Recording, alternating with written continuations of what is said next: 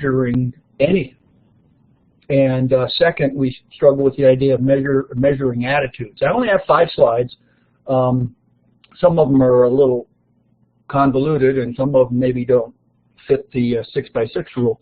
But I want to talk about a few things. First of all, let's talk about how we measure attitudes. Well, let's back up a second, could we? And let's talk about measurement just very quickly in general. Most of what we do as scientists is attempt to somehow understand abstract phenomena. Most of the time we think about, when we go back to Bloom's taxonomy, we're thinking about the cognitive domain. We probably don't think about the affective domain very much, attitudes. And in our field, we don't look at psychomotor skills very much. We spend most of our time looking at things like achievement and how much you can have learned and how you can demonstrate learning. And I think most of us have a pretty good idea about how we measure, or at least what the concept is of measuring learning. You know, we give a test, there's a score.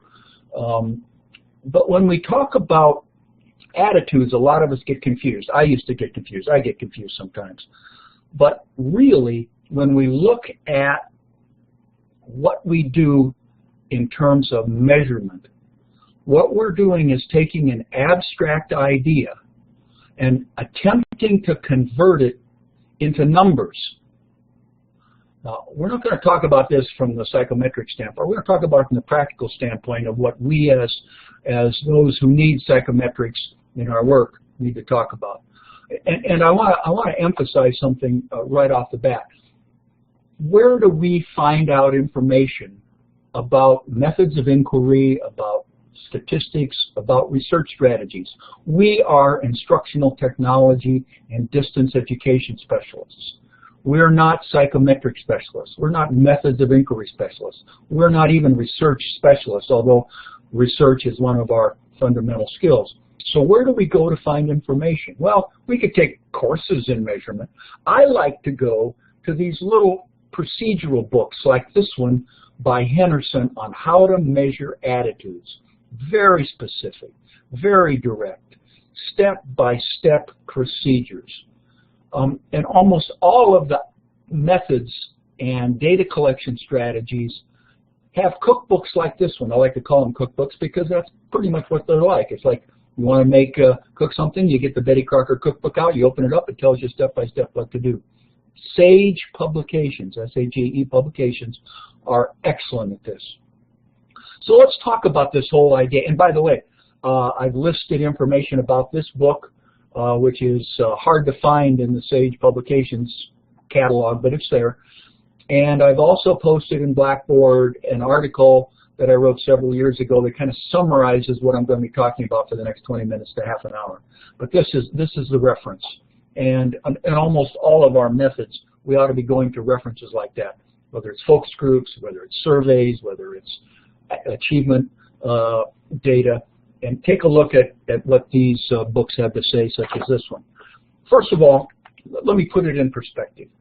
If we wanted to measure something like math ability, right? Most of us think we could probably do that. We do a math test, whether it's the SAT or one of the math tests.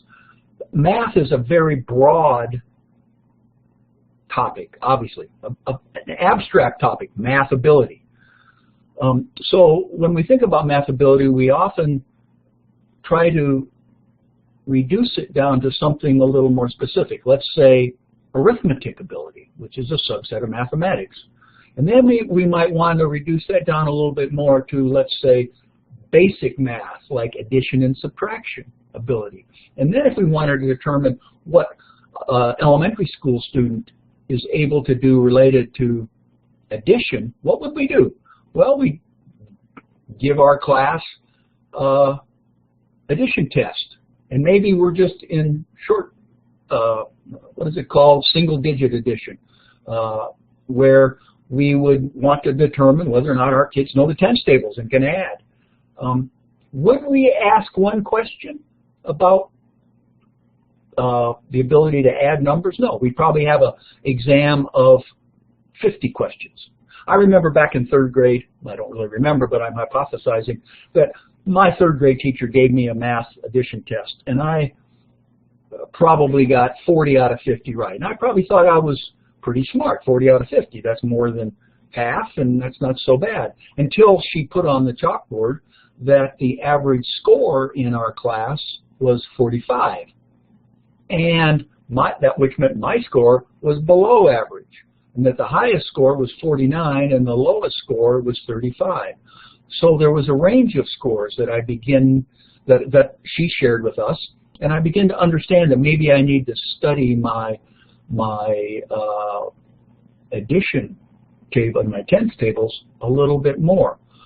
But here is an example of taking an abstract idea, ability in basic math addition, and converting it into numbers, and numbers that are available for us to compare to other organizations or to others, so we have a sort of understanding, a perspective about how we are or what we're able to do compared to others. Because remember, when we take an abstract idea like math ability and we put a number on it, the number doesn't mean anything unless we compare it to something else.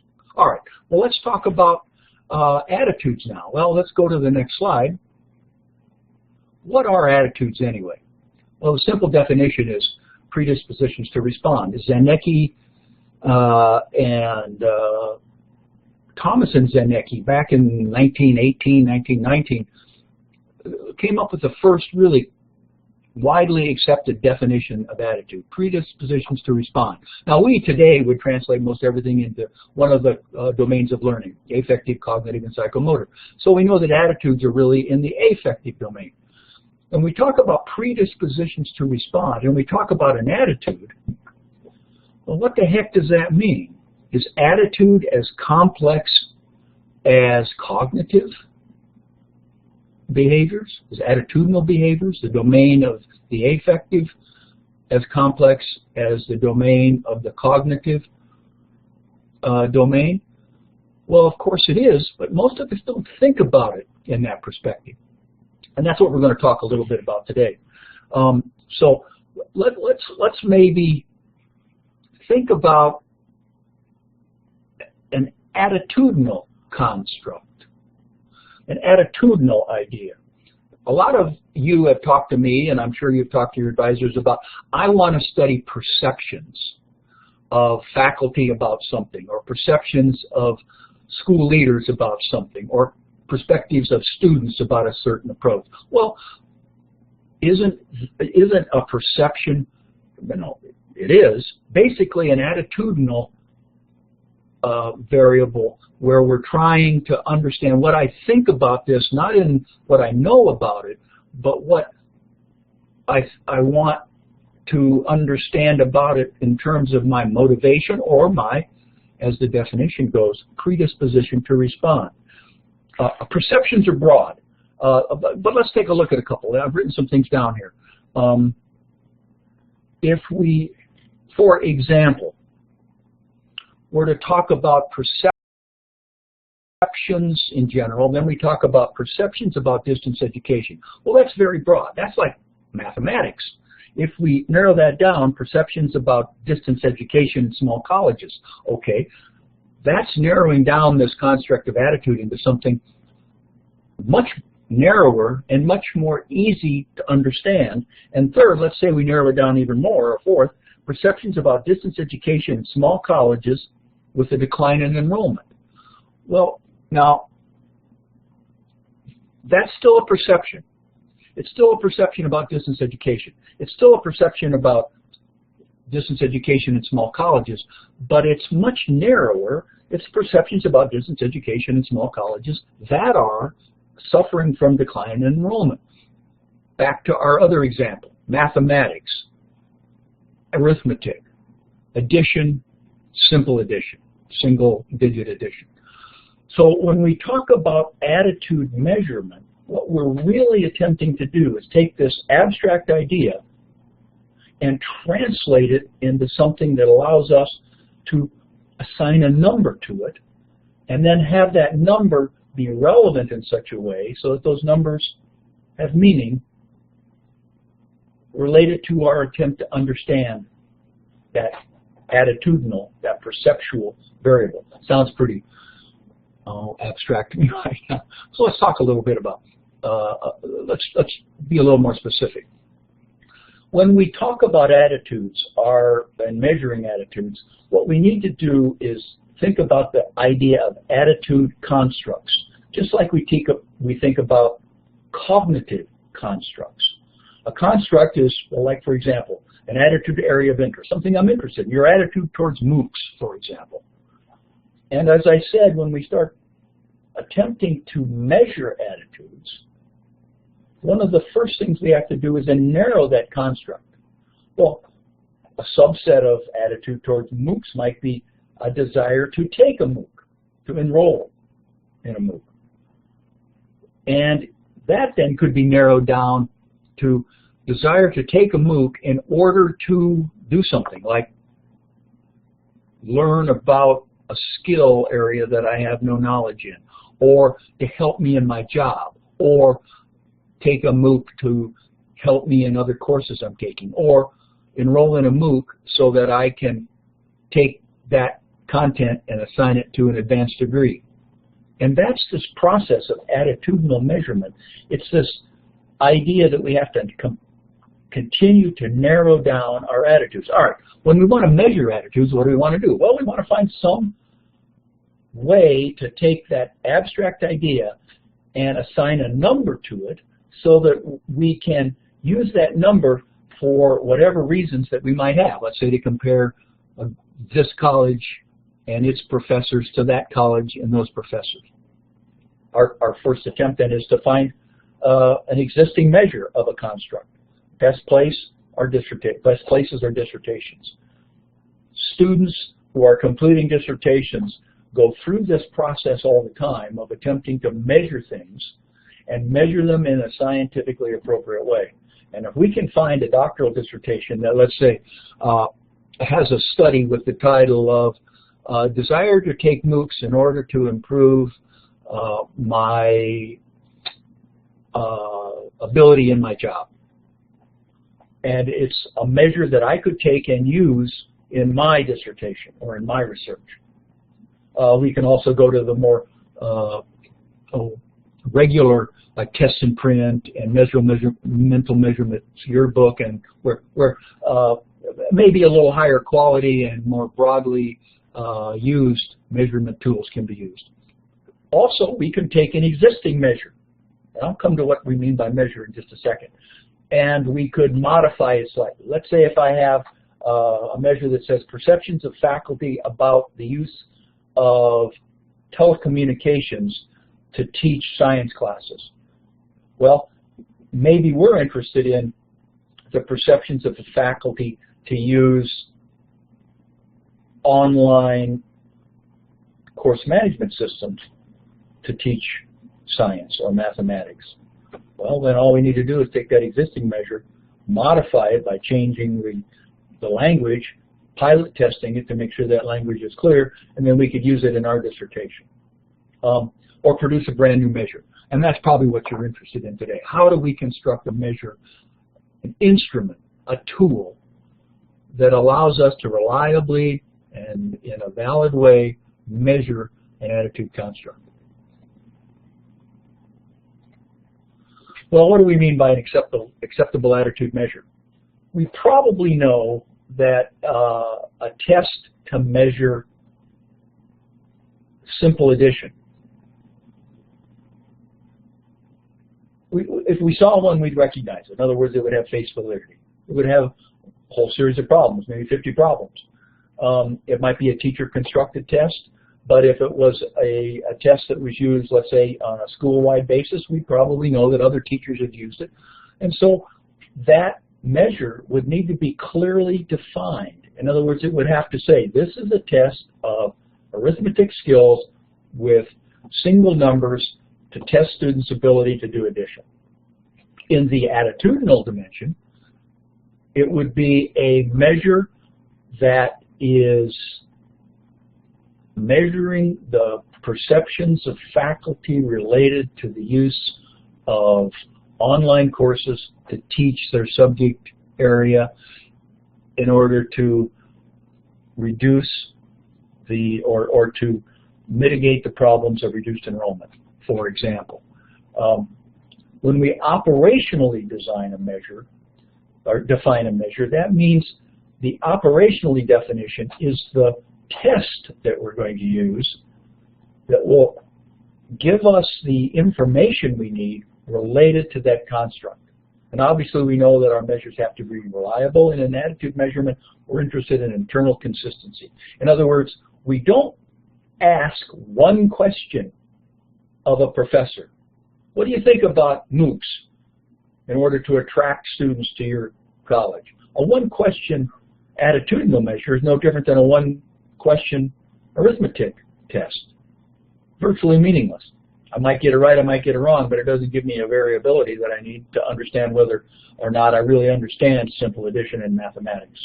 Second, validity. And most often in attitudinal measures, we're talking about face validity. If you look at the questions, do they appear to be ones that are asking about, that are measuring information about the construct that we've identified and the operational definition of that construct that we're identifying? And is it normed? Here's where most of us, as those who are constructing new measures of ideas, the ideas aren't new, but the measure is new, the test is new. We often don't have comparison data. We don't have what the statisticians and the psychometrics experts call normative data. We all know that an IQ of 100, supposedly, is average. There's half of the population has an IQ less than 100 and half has a number higher. And you can actually take your IQ score, for example, and you can take a look at it, and you can look at the distribution of scores, even standard deviations, and see where you compare to groups similar to you, let's say women from Bangladesh. But if you don't have those normative data, that collection of scores from a similar group or even dissimilar groups, a lot of other people, in other words, it's hard to know whether your score is any good or not. Back to my example, when I thought I was really doing my simple addition problems quite well because I got 40 out of 50 right, when I found out that the average score in the class was 45 out of 50, so I wasn't doing so well. It's that normative data that's important. That's why when we're doing dissertation research, when we construct an attitudinal measure, it's very important that we pilot test it if it doesn't have normative data so that we can collect some comparison data, and in that attempt give us the ability to be able to show where an individual score or a group of individuals score compared to others, and that the measure is unbiased and usable. It's got to be simple. It's got to be easy to use. And as it says here, we are experts in ITDE, not methods in measurement. So we must follow the guidelines of those who are experts. And this is back to what I said earlier, the SAGE publications. Books like this one that I pull off my shelf all the time when I'm confronted with a new construct that needs to be measured. Most often, when we as ITDE researchers want to measure an attitudinal construct, a perception about something, and we go through this process of a broad perception, attitude about online learning, attitude about online learning in science, attitude about online learning in science as reported by professors, attitudes about online learning in science by professors related to the effectiveness of or the likelihood of students to enroll in more courses. So we take this broad topic and we narrow it down. We want to come up with some kind of a tool, a measurement tool, that we can give to people that they can score easily, they can take the test, and that gives us a number that's usable. Here's another example before we go through these steps very quickly. Several years ago, a number of us thought that the idea of computer anxiety was an important one. Observations, qualitative research, produced the idea that there are a number of people who kind of shy away at that point, shied away from computers, didn't want to be around them, avoided them. When people talked about computers, they tried to change the subject. These were considered artifacts of the idea that they were anxious about computers. Obviously, anxiety related to going to the dentist is a common anxiety today. So a number of us then looked at Matt Maurer, among others, Dan Rohner, and said, all right, what do we know about measuring anxiety? And there's a couple of standard measurement tools that the psychologists use, but they weren't specific anxiety tools, they were general anxiety tools. So Dan Rohner, Matt Maurer, a couple of others of us decided we wanted to construct a measurement tool that would help us identify computer anxiety in individuals. And we followed this process that I'm going to talk to you through here very quickly in just a minute. And the result of that process was a 26-item inventory, index if you would. We called the Computer Anxiety Index, CANE, that we gave to several thousand people, and the range of scores from a low of 26 to a high of, 156, because we used a Likert scale, 1 to 5, 1 to 6 I think it was, yeah, 6 times 26? At any rate. And we found out that the average score for people on that measure was about 60.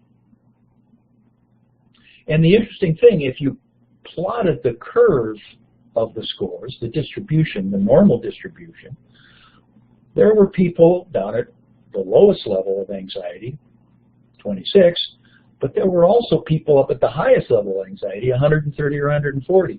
And the distribution wasn't a normal curve, it was bimodal. There was a group of people in every population that were a little more anxious than their peer group. Well, what did that mean? Well, we don't know what it meant, but it just gave us a standardized, reliable, at a 0.91 Cronbach alpha internal consistency reliability.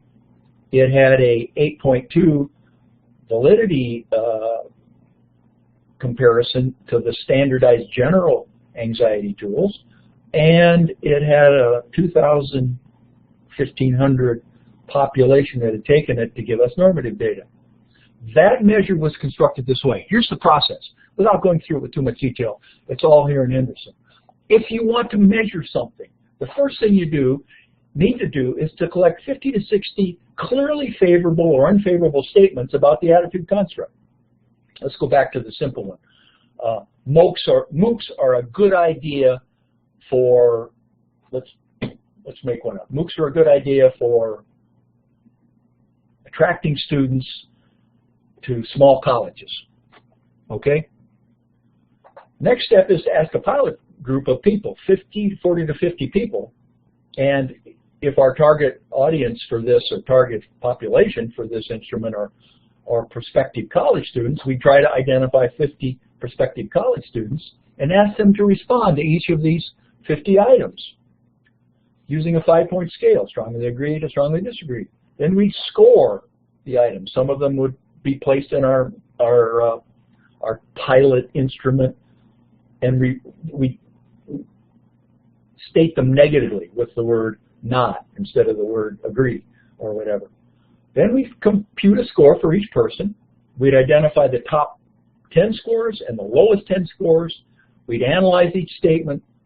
We'd keep the items, about 20, that discriminated the best between the top scores and the lowest scores. Now, this is all something that doesn't lend itself very well to informal presentation like the one we're at right now, but it's a very straightforward, a little bit time-consuming, but simple way to come up with a standardized measure, 20 items long, that is reliable and discriminates among people. And when I say discriminate, what do I mean by that? I'm saying we want to know, we don't want to, certainly not all professors, back to our students who are prospective students and think about taking a MOOC, have the same attitude. Just like all the kids in my 3rd grade class didn't have the same ability on simple addition class. But so we want to have a test that doesn't give so easy that everybody scores the same, or so hard that everybody scores the same on the other end. We want a test that is going to spread people out so that we then can see why, identify people who are more positive or more negative about this attitudinal construct, and that then gives us an understanding, helps us understand when we compare that to other variables that we're measuring. Construct the questionnaire, pilot the instrument to identify the normativity data, give it to a couple hundred freshmen in a college class where we're working, and the next thing we know, we have a standardized instrument of the attitudinal construct that we have identified as an important one. Now, constructing a new attitudinal measure is almost a dissertation in itself. If done well, it possibly could be a dissertation for an ITDE student, him or herself. But probably we want to go through this process as part of our methods section to help us construct a standardized measure of an attitude, just as if we were attempting to study a cognitive variable, which Dr. Slosser, Dr. Oriana, and I keep telling everybody all the time, stay away from achievement. And when we say stay away from achievement, what's left? Achievement is obviously the ultimate goal of what we're trying to do. We want people to learn better. We want educational processes to be better. Well, that's where this perceptual, the affective dimension, the attitudinal dimension comes into play. This is the process by which attitudes can be measured. Let's go back to the beginning, and let's summarize for a second. As I say this, it sounds a little complicated to me. It sounds a little convoluted. And I guess it is until we've done it a couple times. Let's make a couple of assumptions first. Let's go back and review and make a couple of assumptions. First of all, we're talking about assessment. We're talking about abstract ideas, and we're talking about an attempt to assign a number or numbers to an abstract idea. We know that attitudes are really predispositions to respond. In other words, an attitude is a leaning, a likelihood that we have to either do something or think something. And we want to measure that. And when we want to measure that, we have to take some assumptions, make some assumptions. Now, obviously, I'm a scientific empiricist. I believe that if it exists, it can be measured. If an attitudinal construct,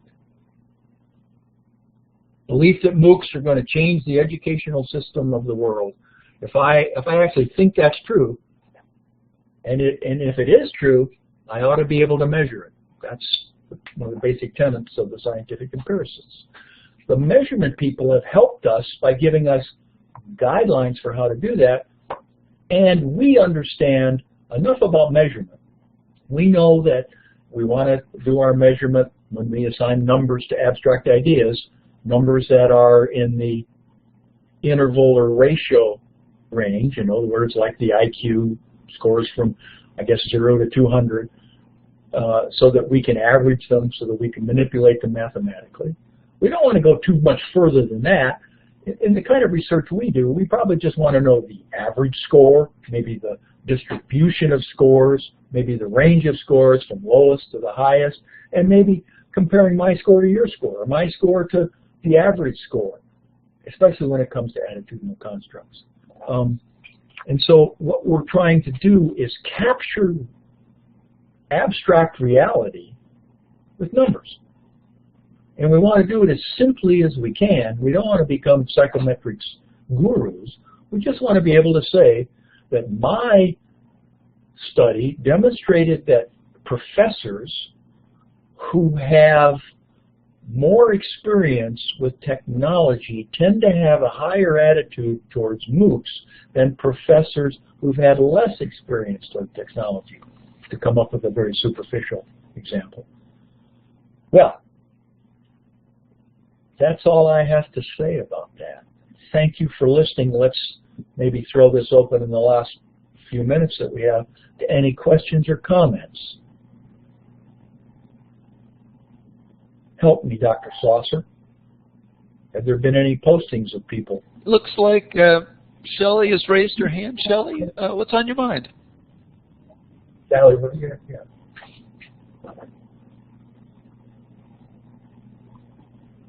Or post.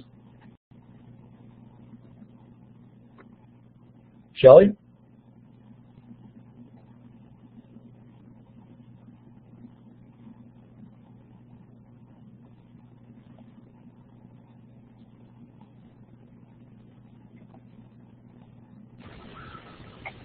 Anybody else then? Anybody else have some questions? Deltree, did you want to jump in? Jason, you're there. Jason, are you still there, Jason? You and I talked today, and we talked about perceptions today. We talked about faith-based colleges. We talked about where you work, and we talked. You're going to interview some college presidents. Do you think there's the opportunity for maybe an effective measure of what those college presidents think? I guess in the dissertation cafe, there's two measures that are in there. One is the innovativeness scale, which is an instrument that attempts to measure, not attempt, does measure an individual's personal innovativeness. That's an attitudinal measure.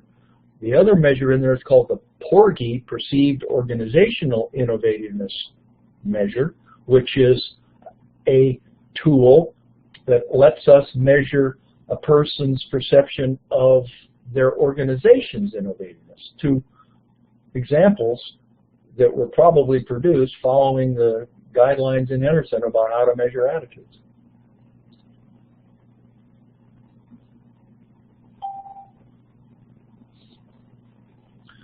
Anybody else posted anything, Dr. Slosser? Oh, here we got Jason. Yeah, Jason, can you talk? Or post? Shelley put a question down in the direct messaging area. Where would we find others' perceptions of these attitudinal constructs? Would it be possible to find those? Well, that's just the problem. You have to find these measures, and we all know about the main measures, like the FCAT, Florida Comprehensive Assessment Test. We all know about the GRE and the ACT tests and others. But when we're looking at these narrow ideas, especially narrow ideas that have recently emerged in our field, such as the silly example I've given towards MOOCs, to find a measure that has been standardized is relatively difficult to do. So we need to construct measures. And the one thing we don't want to do is be seduced into thinking we can ask a simple question of someone and say, I mean, we can in an interview, a reflective interview process where we're interacting and we're drawing out and we're following a qualitative process. But when we're using quantitative measures, you can't just ask somebody, what do you think about MOOCs on a 5-point scale? Do you think they're good or bad, agree to disagree? Well, that doesn't really tell us anything because that one question has not been standardized. Yeah, about the cane. Ask me about the cane. Okay. Ms. Holt? Yes. Would you like to know? Is the cane published somewhere where I can see it? I teach a course which requires a graphing calculator. So in addition to learning the mathematics, the students must also learn how to use the calculator. Well, I don't know about that, but yeah, that's why I think what you're referring to, I hope what you're referring to is that these instruments, you know, they're reliable and valid and have normative information, but we also need to, they need to be updated as the technologies change. Sure. Where would you get a copy of Kane? And the same, it's posted, I think, in the dissertation cafe, or you can in the volume 1, issue 1 of Distance Learning Journal, something that everybody in this group ought to be regularly reading. There is information about the cane, including all the normative data about it, and the instrument itself can be obtained from yours truly. Just send me an email and I'll send it to you. I think it's also posted in Dissertation Cafe, isn't it, Dr. Simonson? I should know that. I don't. But yeah, I think it's there. The innovative scale and the Porgy are posted there, the instruments themselves, and information about the normative data about those two instruments, because I'm recommending people that follow that Dissertation Cafe research group, when they interview the presidents of 10 faith-based colleges, they also ask them to complete the innovativeness scale and the perceived organizational innovativeness scale about their college, about themselves and about their college, to provide a little quantitative information. Most of the time when we do qualitative research, we ask people, how old are you? You know, how many degrees do you have? How long have you worked in this job? And that's the only quantitative information we obtain, demographics, in other words. Well, let's ask some simple standardized quantitative data when we do those reflective interviews also.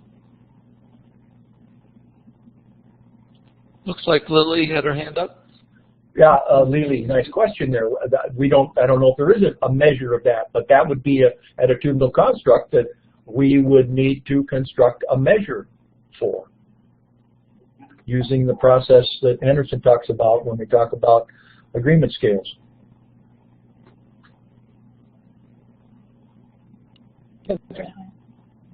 Porgy is, Lester, what does that mean? Perceived organizational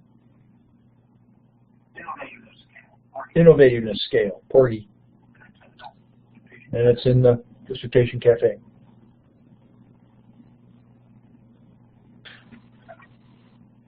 I think maybe from a practical standpoint, if any of us propose a dissertation that involves the measurement of an attitude, call it a perception, whatever, you're going to need to measure that in a way that clearly demonstrates that the instrument you're using is reliable, valid, and has been standardized, meaning that there's normative data about it. So you're going to have to follow the process. You've directed a number of dissertations that have looked at attitudes, perceptions, what have you.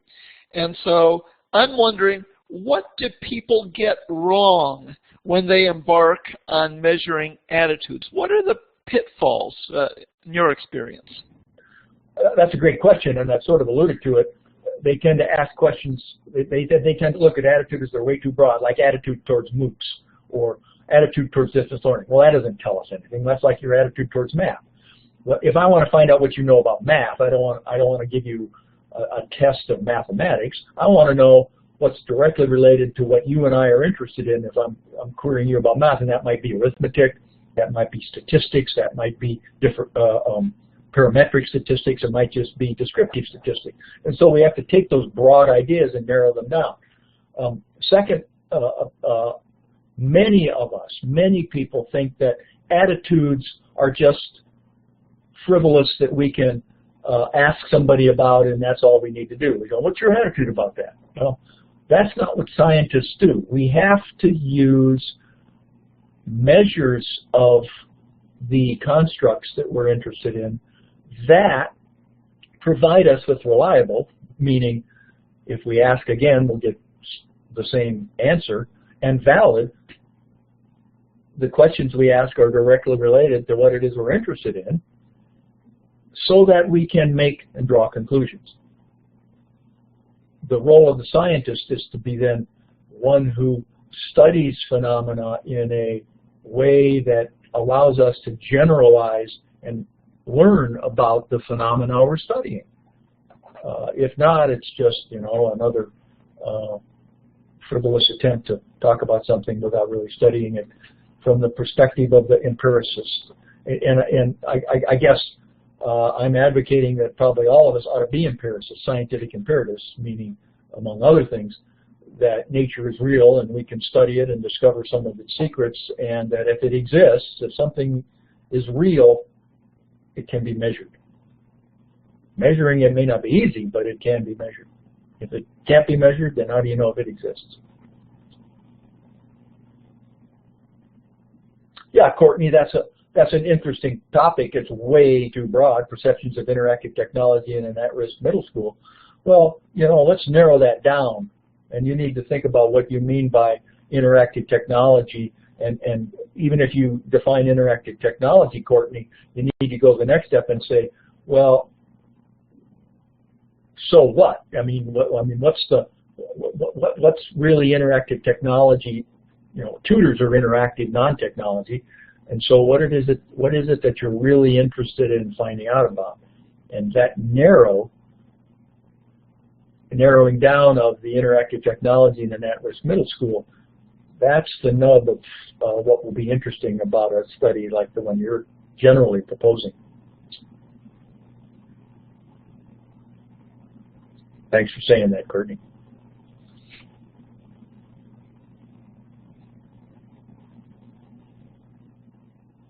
Well, yeah, if you want to measure, Iris, how perceptions are changed, I think Dr. Slosser and Dr. Oriana and I would be much more interested in we're not into interventions and stuff, but if you looked at, let's say, the perceptions with a standardized instrument of middle school teachers towards virtual schooling today, and then you came back a year from now and you measured them again, that'd be an interesting study. Now, I don't think you want to spend a year between now and then. Forget the intervention. You're not going to intervene, but something's going to happen to those people over the course of the year. If they're, let's say, in the Miami-Dade schools, there's going to be things happening. And so longitudinal studies are kind of fun, especially if you're studying attitudes. What they're not fun is if you're trying to get your dissertation done so you can graduate. So that's one of the many reasons, not to say that longitudinal research isn't a good idea, but it tends not to fit the timeline that most of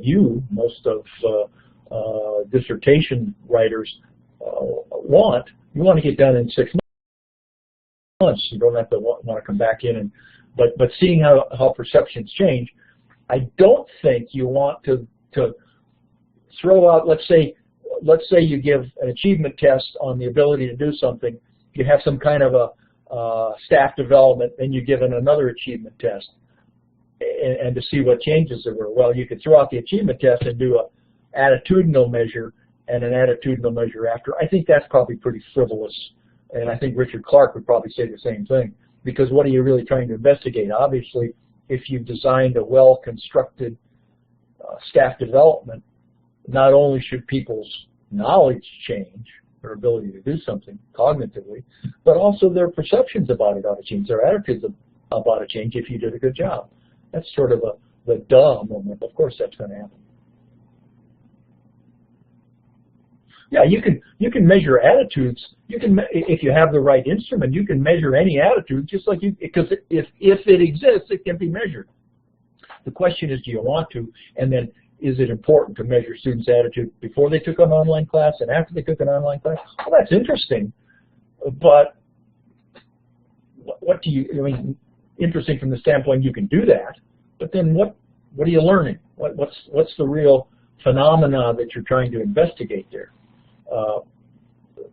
Because some students are going to say they have a more positive attitude, some students may say they're going to have a more negative attitude. So what is it that produced those changes in attitudes? Well, you could do an intervention. One of my favorite researchers did a whole study on attitudes and how you use dissonance theory to change people's attitudes without them knowing it to see if that had an impact on achievement. And that study proved that attitudes are directly related to achievement, especially when it's the right attitude that is impactful, is a predisposition to respond for that cognitive construct, the ability to do something in the content area that you're working in. But those kind of studies are pretty hard to do unless you have hundreds of people that you can manipulate. And so in ITD, and for most of you, that's probably a good idea to stay away from that. You know, the story of the cane is especially interesting because you mentioned a couple of things. You mentioned how these things could become longitudinal, and you also mentioned we're not really into interventions. And yet, if I remember correctly, didn't Matt Nauer, maybe with Neil Grangenet, developed the cane as part of a master's thesis, and then they used the cane to, well, for an intervention, a treatment, to reduce computer anxiety? Yeah, actually, then Annette Lamb did the same thing.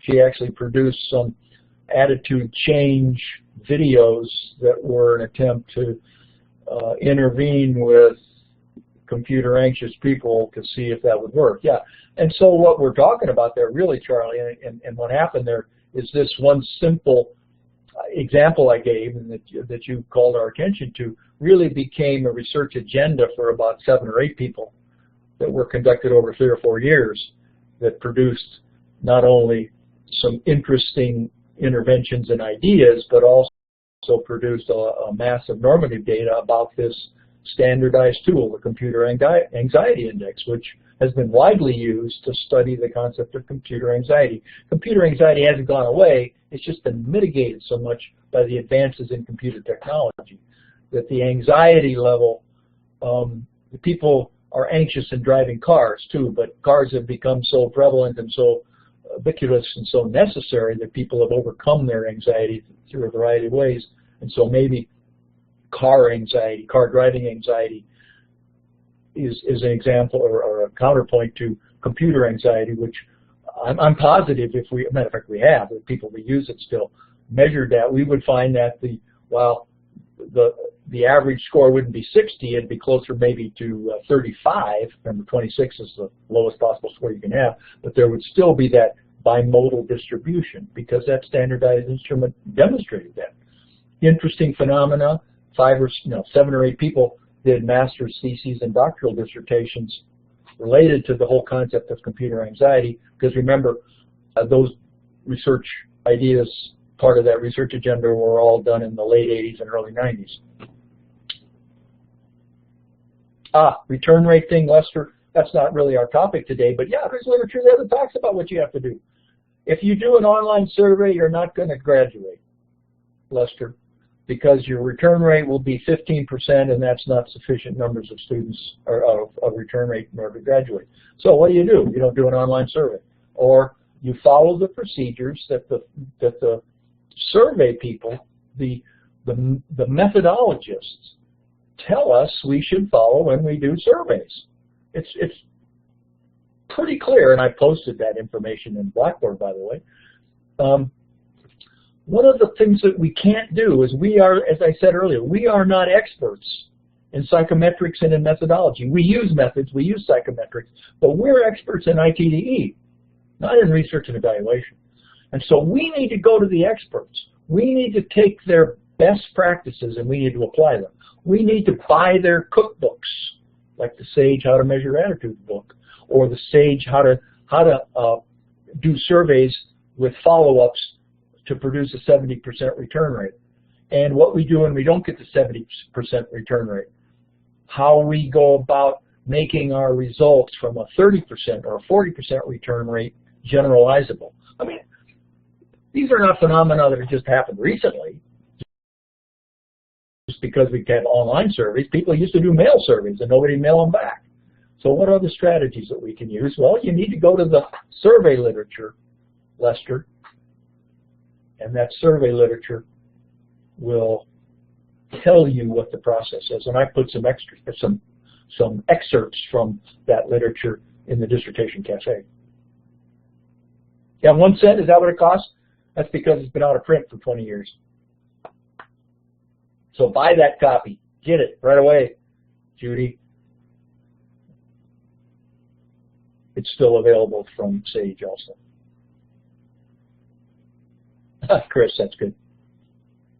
Anything else, anyone? Let's see the little emoticon. Was this helpful?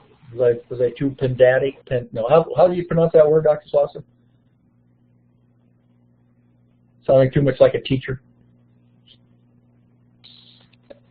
Yes. No, I don't think you sounded pedantic. But thank you very much, Dr. Simonson. Interesting presentation about how to measure attitudes, and it was a trip down memory lane because I used Henerson for my own dissertation, and it worked really well.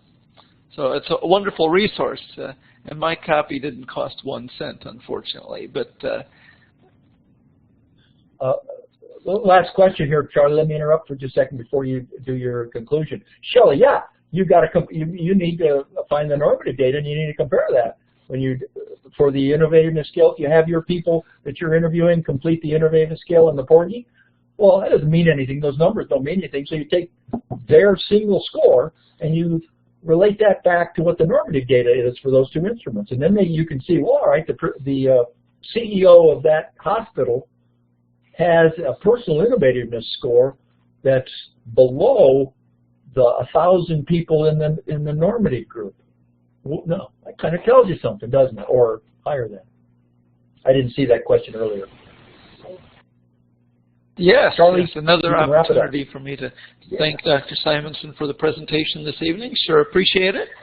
And I invite everyone to join me 2 weeks from tonight, 7 o'clock Eastern Time. And my topic will be 10 ideas for interesting dissertations. I'll be there for sure. I can't wait for that one. Au revoir, mes amis. Thanks, gang, for being here this evening. Looking forward to seeing you next time.